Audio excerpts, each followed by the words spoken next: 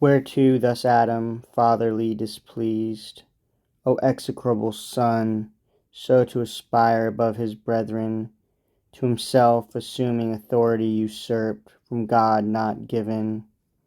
He gave us only over beast, fish, fowl, dominion absolute, that right we hold by his donation.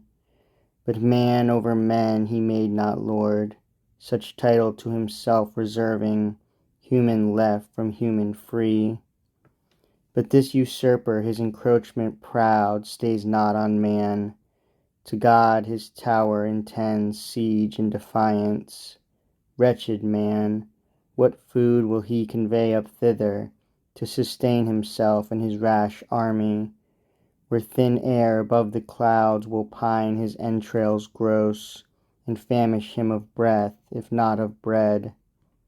To whom thus Michael: Justly thou abhorrest that son, who on the quiet state of men such trouble brought, affecting to subdue rational liberty.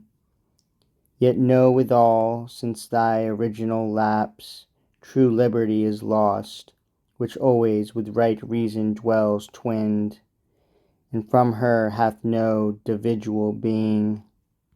Reason in man obscured or not obeyed, immediately inordinate desires and upstart passions catch the government from reason, and to servitude reduce man, till then free.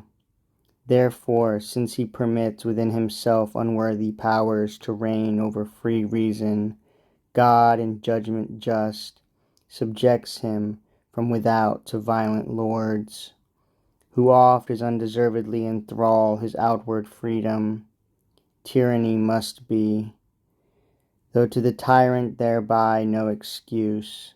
Yet sometimes nations will decline so low from virtue, which is reason, that no wrong but justice in some fatal curse annexed deprives them of their outward liberty, their inward lost. Witness the irreverent son of him who built the ark, who for the shame done to his father heard this heavy curse, servant of servants, on his vicious race. Thus will this latter, as the former world, still tend from bad to worse, till God at last, wearied with their iniquities, withdraw his presence from among them, and avert his holy eyes, resolving from thenceforth to leave them to their own polluted ways, and one peculiar nation to select from all the rest, of whom to be invoked, a nation from one faithful man to spring, him on this side Euphrates yet residing, bred up in idol worship.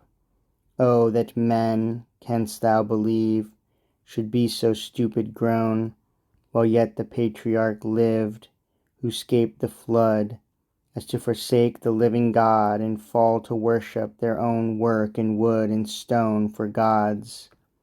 Yet him God the Most High vouchsafes to call by vision from his father's house, his kindred and false gods, into a land which he will show him, and from him will raise a mighty nation, and upon him shower his benediction so, that in his seed all nations shall be blessed.